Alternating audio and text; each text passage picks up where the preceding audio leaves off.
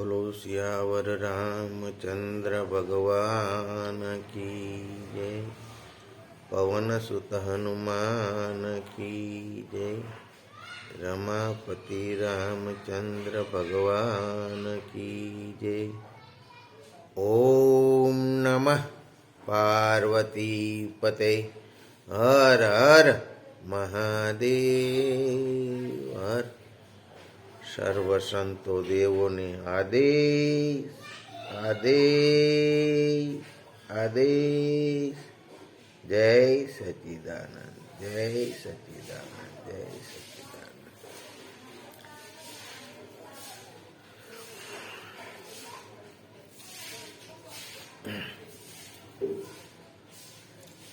सत्संग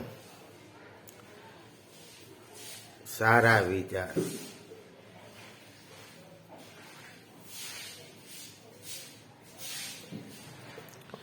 વેદોના દિવ્ય વિચારો, દિવ્ય દ્રષ્ટિ કામ કરવી।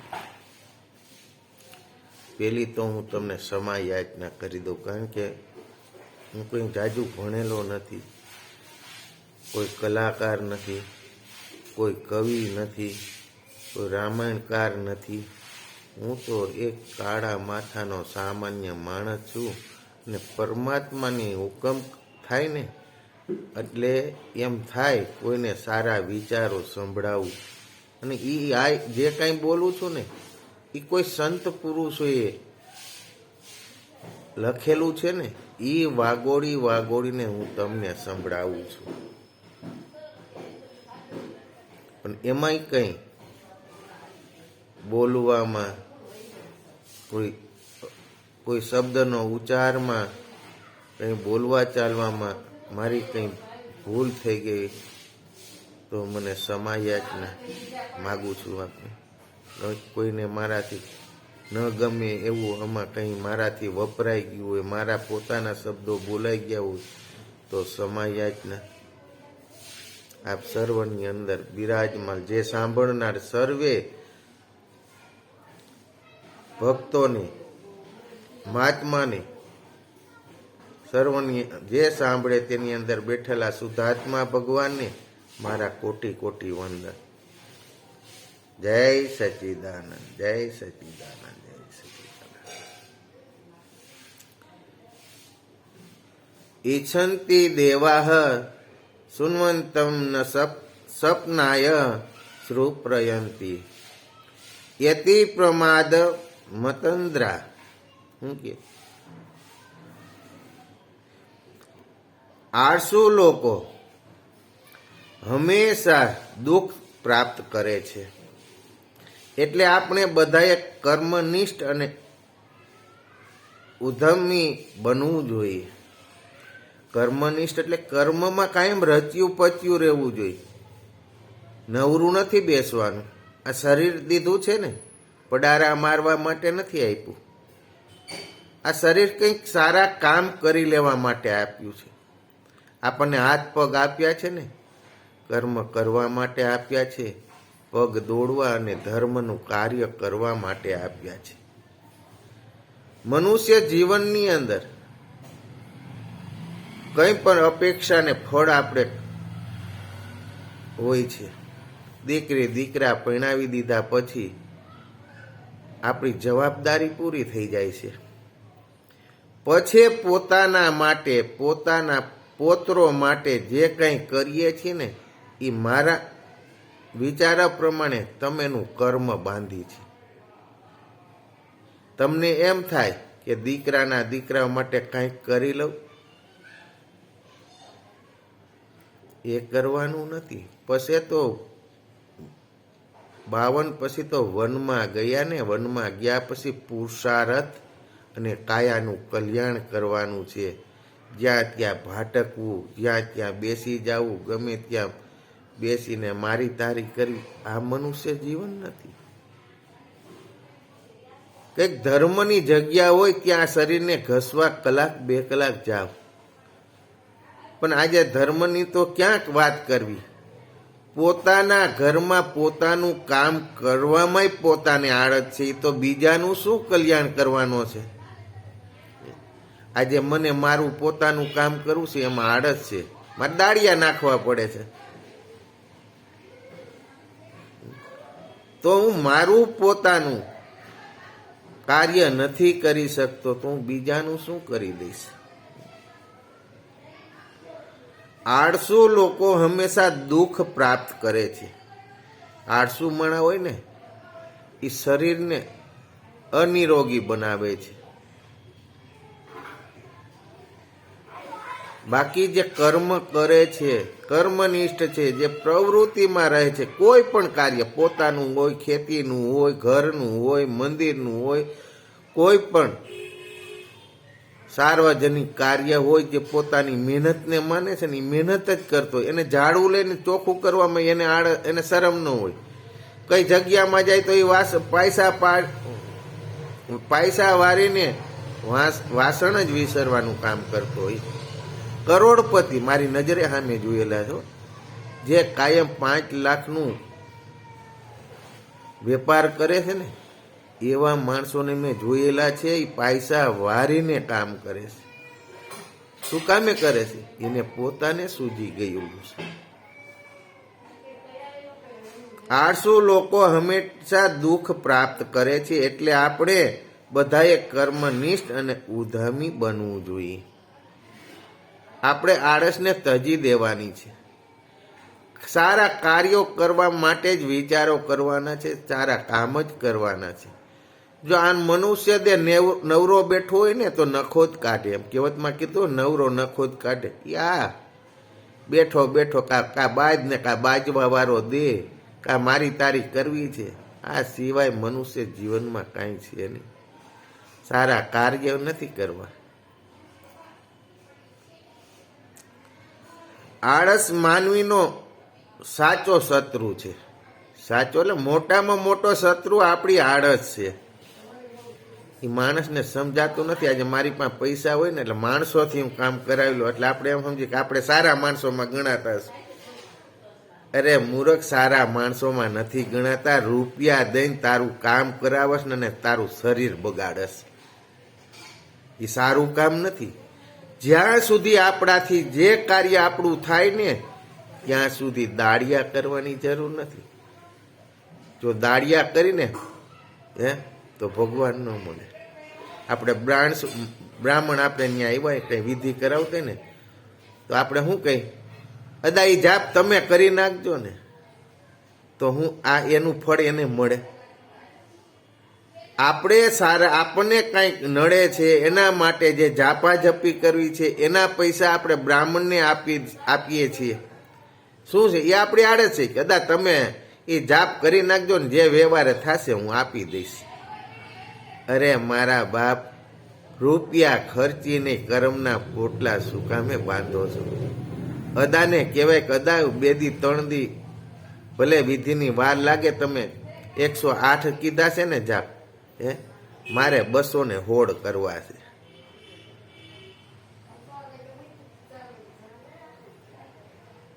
મંત્રની તાકાત કેવડી છે? મંત્રની કઈ વેલ્યુ નથી એવું નથી, પણ તમને મને સમજાતું નથી. કારણ કે આળસુ જીવન, આળસ મોટામાં મોટો દુશ્મન આપણો છે. આળસ માનવીનો સાચો શત્રુ છે અને આપણને પાપના માર્ગે લઈ જાય છે. પછી આળસ હોય એટલે શું છે? જ્યાં કઈ મહેનત વગરનું કોઈને કાન ભંભેરી કરીને સારું થવા માટે મળતું હોય, અને જે મહેનત કરતો હોય ને એને તો મૂર્ખમાં જ ગણતો હોય. જે મહેનતથી કામ કરતો હોય ને એને મૂર્ખમાં ગણતો હોય બેઠો બેઠો. પોતાને તો નથી કરવું, પણ ઓલો કરતો હોય ને એને શાંતિથી કરવા ન દે આળસુ માણસો.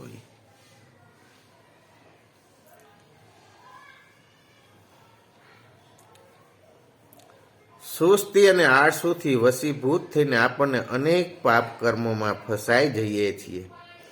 કેટલાક લોકો અત્યંત લાભકારી યોજનાઓ શરૂ કરીને કેવળ આળસને વશ થઈને અધવચ્ચેથી છોડી દે છે. ઘણા કાર્ય મારા જેવા આળુના પીર હોય એ શું કરે, અમુક કામ ચાલુ કરાવી દે, સમજી ગયા, પછી પોતે સટકી જાય, પછીથી કામ પૂરું થાય તે આવે, લે તમે પૂરું કરી દીધું. અરે કઈ તારા હાટું થોડાક અમે આવ્યા છીએ કે અમે અધૂરું મૂકીને જાય.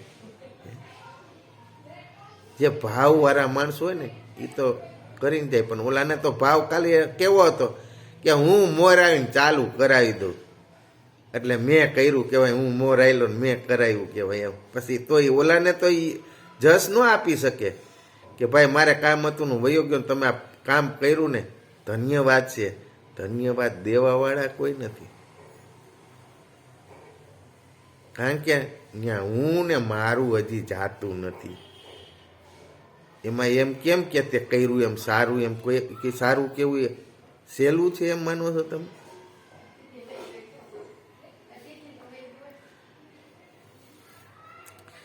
બીજાથી પાછા પાડવાથી નિરાશ થઈ જાય છે અને આત્મકલ્યાણથી વંચિત રહી જાય છે. પરમાત્મા પણ આળસુ અને પ્રમાદી વ્યક્તિને પ્રેમ કરતા નથી. જે આળસુ હોય ને ઊંઘણસી હોય ને એને ભગવાન પણ સ્વીકારતા નથી. આ મનુષ્ય જીવન છે જાગવા માટેનું છે, જાગરણ કરવા માટેનું છે. તમે મહેનતનું કામ કરતા હો તો 6-7 કલાક શું એ બરાબર છે, પણ જો તમારી દીકરી દીકરા પરણાવી દીધા પછી સત્સંગની અંદર જાઓ ને તો જાગ્રત રહેવાની વાત કરી, એ જાગરણની વાત કરી છે. એને પછી સુવા માટે આ મહેનત કરે એને તો 6-7 કલાક ઊંઘ કરવી પડે.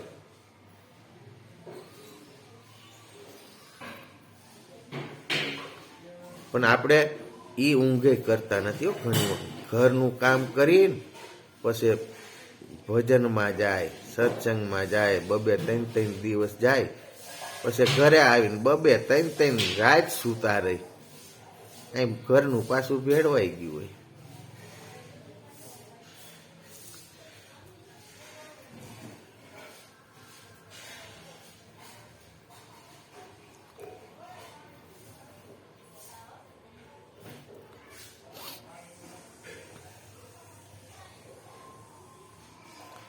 આપણે અનેક પાપો કર્મોમાં ફસાઈ જઈએ છીએ. કેટલાક લોકો અત્યંત લાભકારી યોજનાઓ શરૂ કરી કેવળ આળસને વશ થઈને અધવશે છોડી દે છે.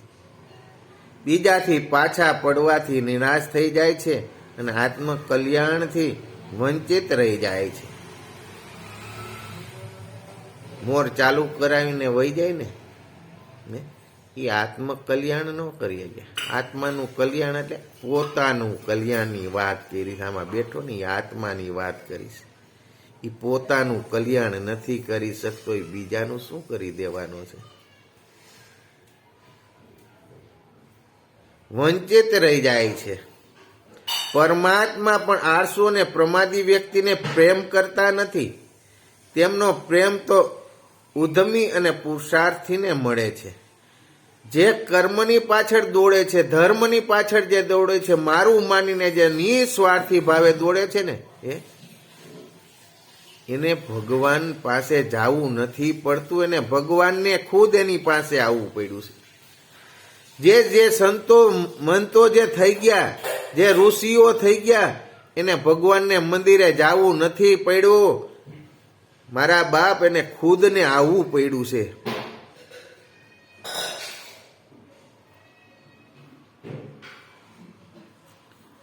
આ સંસાર યજ્ઞમય છે. અહીં દરેક માણસે દરેક પળે પોતાના શ્રમની આહુતિ આપવી પડે છે. આ કર્મનિષ્ઠ હોવાનું તાત્પર્ય છે સંસારને ઊંચ, સારો અને પવિત્ર બનાવવામાં જે કર્મો સહાયતા અને સહયોગ આપે છે તે શુભ કાર્ય કહેવાય છે. આપણું પોતાનું કામ કરીએ એમાં કાંઈ નવી નવાઈ નથી, પણ આપણું કામ કરતા કરતા દિવસમાં ક્યારેક નિસ્વાર્થી ભાવે કોઈને નથી ઓળખતા, નથી જાણતા એવી વ્યક્તિનું કામ કરી આવીને ત્યારે પુરુષાર્થ કહેવાય. કદાચ આપણા સગાવાલાનું કામ કરવા જાય તો એ નિસ્વાર્થી ભાવ નથી, ત્યાં તો સારું લગાડવા માટે જ, પણ આપણે જેને ઓળખતા નથી ત્યાં નિસ્વાર્થી કામ જો કરી આવીએ, કોઈની દીકરીને, ગરીબ માણસોની દીકરીઓને ઓળખતા નથી એવાને કંઈક દાન દઈ આવી લગ્ન પ્રસંગ હોય, કોઈ ગરીબ માણાને દીકરી ભણતી હોય ને એને કરિયાવર કરી આવીને તો એ પુરુષાર્થ થઈ ગયો, ધર્મ થઈ ગયો. પણ ઓળખી એને તો આપવાની જરૂર નથી, એને તો ઘણા સગા છે એને આપશે. પણ ત્યાં તમારે વાહ વાહ કરાવી છે કે આ હગાઈએ મને 501 આપ્યા છે ને એટલે મારે 500. આ વ્યવહાર નથી. આપણે એને વ્યવહાર કહી છીએ, વ્યવહાર નથી.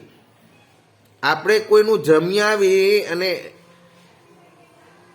એનું કર્મ આપણી માથે ન બંધાય ને એટલે આ એક જાતનો પુરુષાર્થ કરી છે. 551 કર્યા તો આપણે એને 551 કર્યા ને આપણો વારો આવે ને ત્યારે 552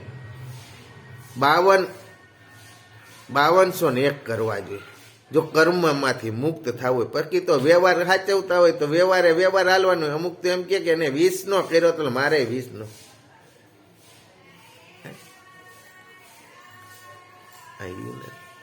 કઈક કોઈકને પ્રેમથી ભાવથી ઉદારથી આપો ને, પરમાત્મા તમને આપી રહેશે. આ સંસાર યજ્ઞમય છે. અહીં દરેક માણસે દરેક પળો પોતાના શ્રમની આહુતિ આપે છે. આ કર્મનિષ્ઠ હોવાનું તાત્પર્ય છે. સંસારને ઊંચ સારો અને પવિત્ર બનાવવામાં જે કર્મ સહાયતા અને સહયોગ આપે છે ને તે શુભ કાર્ય કહેવાય છે. શ્રમ અને સહયોગ શુભ કર્મ કહેવાય છે. શ્રમ અને ઉધમ કરવામાં જે આળસ કરે છે ને તેને પરમેશ્વર ચેતવણી આપે છે, ઠોકર મારે છે, દંડ પણ કરે છે. આપણે હંમેશા સાવધાન રહીને શ્રમ અને પુરુષાર્થમાં લાગેલા રહેવું જોઈએ. કોઈ પણ કાર્યને નાનું સમજીને તેની ઉપેક્ષા કે અવ્યવહાર ના કરવો જોઈએ નહીં. મોટા ભાગના માણસો આ પ્રકારની મૂર્ખતામાં ફસાયેલા છે. તેનાથી તેમના અભાવમાં વૃદ્ધિ થાય છે, જે તેમની કાર્યક્ષમતાનો નાશ કરે છે. જે નિસ્વાર્થ ભાવથી શુભ કર્મોમાં સતત લાગેલા રહે છે તે કર્મયોગી કહેવાય છે. આપણી ઈચ્છા બહુ ઓછી હોય છે પણ કશું કરતા નથી. ઇન્દ્રિય સંયમ જ સમય સંયમ જ તથા અર્થ સંયમના અભાવમાં માનવી કર્મનિષ્ઠ થઈ શકતો નથી. શ્રમ ઉધમ કરવા માટે આળસ કરે છે તેને પરમેશ્વર ચેતવણી આપે છે, ઠોકર મારે છે અને દંડ પણ કરે છે. ભગવાન કર્મ જ્યાં નથી કરતો ને એને સમજાવવા માટે ભગવાન કેટલી પણ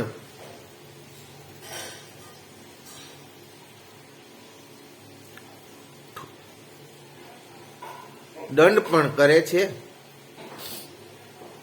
પણ છતાંય તમને મને સમજાતું નથી. ઘણા દંડ કરે છે, નથી સમજાતું. આ મનુષ્ય જીવન મળ્યું છે, નિસ્વાર્થી કર્મ કરી લ્યો. પોતા માટે કરી એ કઈ સ્વાર્થ નથી. આપણા સંતાનો માટે કરી તો એમાં કઈ નવી નવાઈ નથી. પણ બીજાના માટે 1 કલાક કાઢીને પુરુષાર્થ કરી લ્યો. આ શરીરને ક્યાંક કલાકે ઘસી લ્યો તો આ કાયાનું કલ્યાણ થાય, બાકી કાયાનું કલ્યાણ ન થાય. આપણે હંમેશા સાવધાન, નાનું સમજીને તેની ઉપેક્ષા અવ્યવહાર કરી જોઈએ નહીં. સામાન્ય માનીને એમાં આળસ નથી કરવાનું. આવા કાર્યમાં તમે માણસો બીજા કરી નાખશે. અરે બીજા તો ઘણાય કરવા વાળા છે, પણ જો આપણે કંઈક સુધરવું હોય, આપણે જો કાયાનું કલ્યાણ કરવું હોય તો કંઈક પુરુષાર્થ કરવો છે, શ્રમ કરવું જોઈએ. કર્મ મહાન છે, સમય મહાન છે. કર્મ અને સમય પેલા તમારું મારું કાંઈ કાર્ય થવાનું નથી.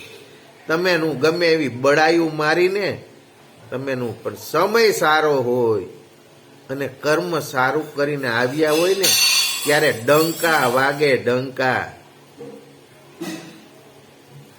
જ્યારે આપણો સમય ખરાબ હોય ને ત્યારે આપણું બધું આડું પડે. અને ગમે એવું ધ્યાન રાખો ને તોય આડું પડે. પણ જ્યારે આપણો સમય પીરિયડ આવ્યો ને ત્યારે રાત ને દિવસ કર્મ કરી લ્યો, પાછો આ સમય ગયેલો નહીં આવે.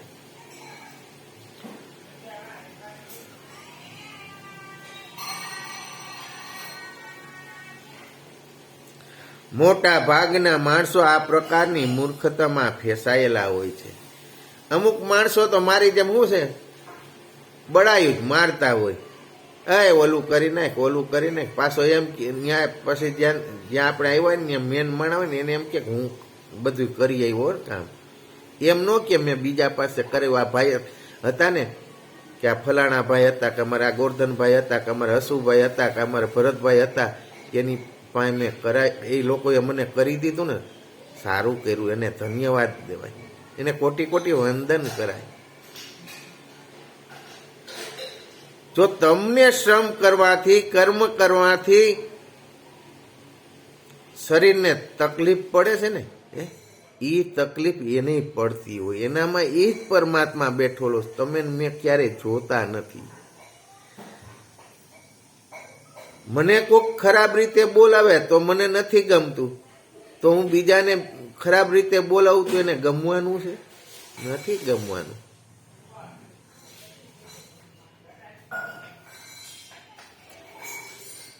તે મુખ્ય માર્ગથી ભૂલી પડી જાય છે, તે મુખ્ય માર્ગથી ભૂલો પડી જાય છે, અને જે કર્મનું કામ કરવું છે ને એ છોડીને પછી ખોટા ધંધે ચડી જાય છે અને અસફળ રહે છે તથા દુઃખી થાય છે. જે લોકો પોતાની ઇન્દ્રિયોને વશમાં રાખે છે ને તે સમયનો સદુપયોગ કરે છે.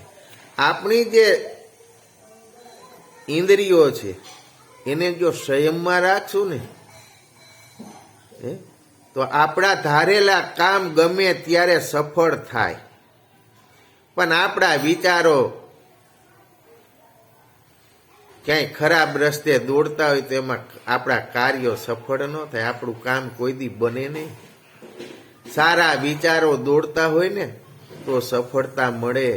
ખરાબ વિચારો માટે ધંધો કરતા હોય, ખરાબ માટે કોઈને છેતરવા માટે ધંધો કરતા હોય અને ઈ કમાણી ઘરમાં ખાવાથી આખા ઘરની બુદ્ધિ બગડે.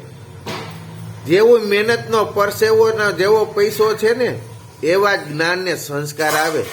આપવા ન પડે, આપ મેળે મળી જાય છે. જેવું અન્ન તેવો ઓટકાર કીધો છે ને, મળી જવાનું છે.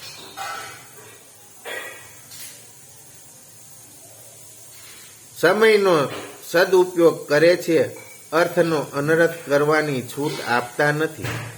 તેઓ ઐશ્વર્યવાન હોય છે, પરમાત્માની શ્રદ્ધાભાવ હોય છે. પરમાત્માનો પ્રેમ મેળવવા માટે આળસનો ત્યાગ કરી કર્મનિષ્ઠ બનવું એ સાચી ઉપાસના છે. આપણે પ્રભુનું બનવાનું છે.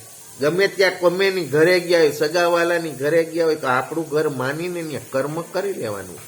કોઈ પ્રસંગ હોય ને ત્યાં ગાદી તકીએ ખુરશીએ બેહીને કરતા વાહવા એને કરવા દો, પણ આપણે શું કર્મ કરવાનું? ત્યાં કઈ કામ કરવાનું હોય ને, રાજા પ્રસંગ હોય તો કામ કરવાનું, આપણે ઈ કરો. ક્યાંય ચોખ્ખાઈ ન હોય તો એની ચોખ્ખાઈ રાખો. આપણાથી થાય એવું ત્યાં કામ કરી લ્યો.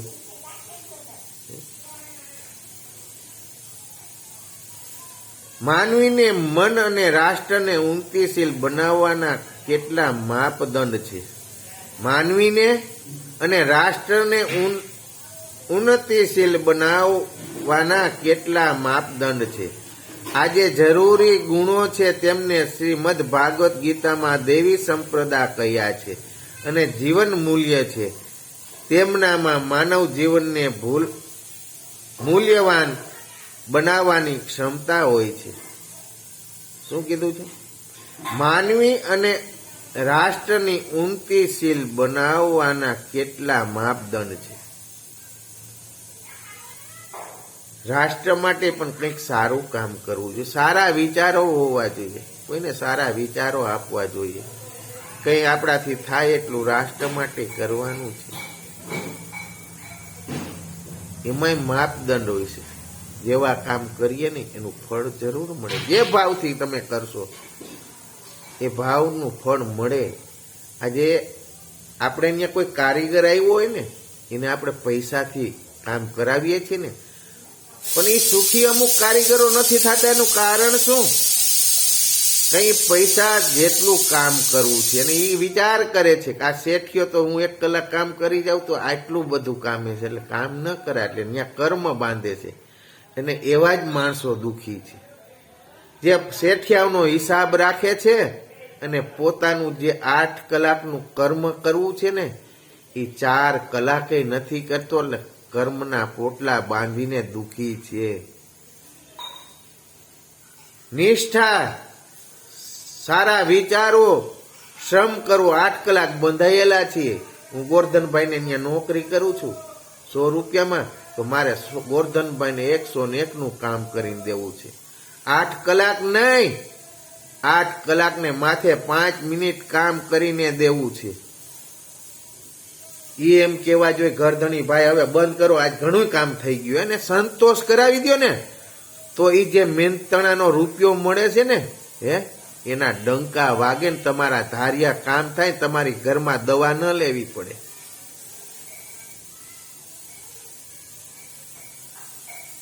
પણ આપણે ગોરધનભાઈને ત્યાં દાડીએ ગયા હોય ને 8 કલાક કામ નથી કરતા, પછી એમ કે ભગવાન રૂઠો છે. અરે ભગવાન નથી રૂઠો, તું રૂઠો છો. જ્યાં બંધાયેલા છે આપણે 100 રૂપિયા હાજરીમાં 8 કલાક કામ કરીને દેવું.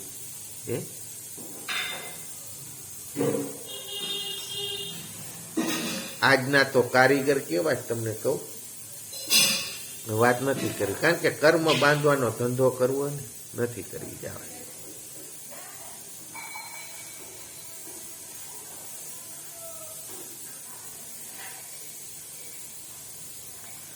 સંસારમાં જેટલા મહાપુરુષો થયા છે તેમણે અસીમ કર્મષ્ઠતા અને નિષ્ઠાની સાથે પોતાના જીવનની એક પળ સમાજના ઉત્થાપન માટે સમર્પિત કરી. આપણા જે સદગુરુ થઈ ગયા ને એને લોહીનું પાણી કર્યું છે, રાત ને દિવસ સૂતા નથી. એની આયુષ્ય મનુષ્ય માટે, દેશ માટે, રાષ્ટ્ર માટે એને અર્પિત કર્યું છે. તેને પણ તમે ક્યારેય યાદ કરીએ છીએ? હાલતા ચાલતા રાવણને યાદ કરીએ છીએ, દુર્યોધનને યાદ કરીએ છીએ, રામને યાદ કરી છે, હનુમાનને યાદ કરીએ છીએ, કૃષ્ણને યાદ કરીએ છીએ. કારણ કે એ બધા નામ લેવામાં એમાં કર્મ કરવાનું કીધું કે એના નામ ન લેવા. રાવણે કઈ કર્યું જ નથી, આરોપ આને ઉડાડી દે, ઉડાડી દે, એમાં મજા આવે. સારું કરવા માટે તન મન ને ધન વાપરવું પડે ને, અને પરસેવો પાડવો પડે, ત્યારે પ્રભુના પ્યારા બનાય છે. ભાઈ એમણેમ નથી બનાતું, રૂપિયાથી નહીં ન બનાય. આજથી 50 વર્ષ પહેલા અમુક જે રૂપિયા વાળા હતા ને એને એમ હતું કે અમે રૂપિયાથી કામ કરાવી લેવું. આ સમય અત્યારે આવી ગયો. અત્યારે રૂપિયા દેતા માણસો નથી મળતા. નકર અત્યારે આજથી 50 વર્ષ પહેલા એમ કેતા ને ઓલા રૂપિયા વાળાને પાવર હતો, અમે રૂપિયાથી કામ કરાવી લેવું. આ એનો સમય પાછો આવ્યો. સમય તો બધાના પીરિયડ આવવાના જ છે. સારા નો આવે, ખરાબ નો આવે, સમજી ગયા? બધાના પીરિયડ તો આવવાના જ છે. સંસારમાં જેટલા મહાન પુરુષો થયા છે તેમણે અસીમ કર્મષ્ઠતા અને નિષ્ઠાની સાથે પોતાના જીવનની એક પણ સમાજના ઉત્થાન માટે સમર્પિત કરી છે. તમે જોવો તો ખરા, રામકૃષ્ણ પરમહંસ એક સંત પુરુષ હતા. સંત પુરુષ, સદગુરુ જેને કહીએ ને, જે તનની મનની જાણવા વાળો. આજે આપણે કોઈ પણ સદગુરુ કર્યા હોય, કંઠી ગુરુ કર્યા, એમ કહી આપણે તમે મને ભગવાનના દર્શન કરાવી દેશો, તો કે મેં જોયો નથી. એ વાત એ સાચી. પછી એમ કે તમે ઈષ્ટ તત્વના દર્શન કરાવી આપશો, તમે જોયા છે? તો કે એ મેં જોયું નથી. તો હું કામ ભણાગા માંગરસ કે આમ છે ભગવાનને આમ છે? એક ભગવાન કેવો છે એના દર્શન તમે મેં નથી કર્યા, તો બીજાને શું કરાવી દો? એ આવા સંત પુરુષ રામકૃષ્ણ પરમહંસ જેવા હોય ને એ બોલે એ કરાવી દે ને એને સંત પુરુષ કહેવામાં આવે અને સદગુરુ કહેવામાં આવે. રામકૃષ્ણ પરમહંસને એક જ શિષ્ય હતા, સ્વામી વિવેકાનંદ, એનું નામ હતું નરેન્દ્ર. એ જ્યારે રામકૃષ્ણના આશ્રમે ગયા હતા ને ત્યારે એને સાંકળ ખખડાવી હતી.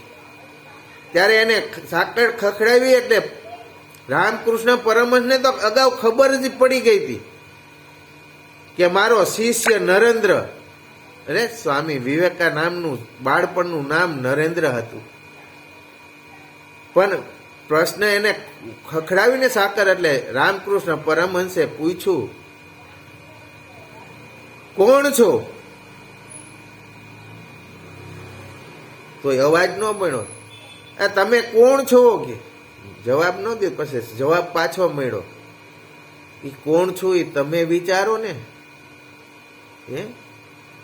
ઈ શિષ્ય ને ઈ સદગુરુની વાતું થાય ત્યારે મુંજરા કરવા રામકૃષ્ણ પરમહંસ એ રૂમની અંદર મુંજરા કરવા માંડ્યા હતા કે મારો શિષ્ય આવ્યો, મારો શિષ્ય આવ્યો, મારો નરેન્દ્ર આવ્યો. અને દરવાજો ખોલ્યો.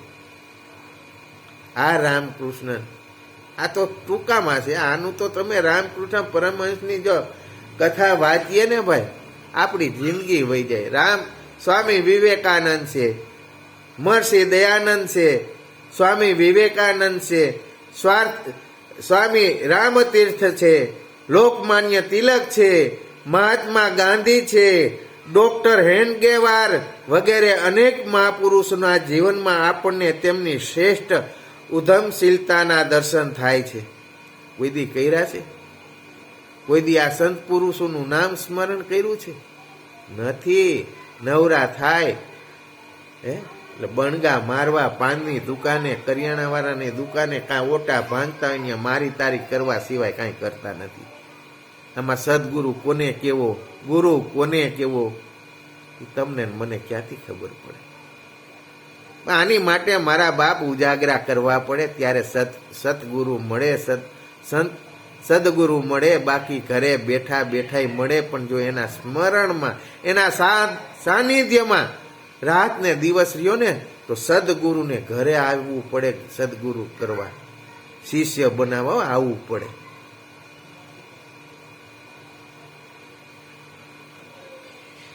આજે તો તમારે ને મારે તો દેખા દેખીનો સમય છે. શ્રમ કરવો નથી. જે કાંઈ મળે એ પૈસાથી મેળવવું, તો પૈસાથી કાંઈ ધર્મ નથી મળવાનો. આ કર્મ કરવાનું કીધું છે. કર્મ કરશું તો પૈસો મળશે ને. પૈસો કર્મનો જો હશે ને તો એ સારા સદુપયોગમાં વાપરશું ને તો ધર્મનો પાયો થપાશે. સારા કર્મનું પરસેવો પડેલો જે પૈસો છે ને એને સારા ધર્મમાં વાપરશું, કોઈ સંત પુરુષને અર્પણ કરશું ને તો એ રૂપિયો નહીં રહે, પણ ધર્મ થઈ જશે, કર્મ થઈ જશે. આજે તો આપણે એવા વિચાર કરતા હોય, આજે 100 રૂપિયા મળ્યા છે તો આજે કેમ કાલે 200 કમાવા. આ મર્યાદા છે. પણ અમુક મર્યાદા બહારનું જે અઢળક ધ્યાન મેળવવા માટે જો મેળવવું હોય ને, ખોટું કરીને જ મળે. રાતો રાત કરોડપતિ થવું હોય ને તો ખોટું કરીને જ રૂપિયો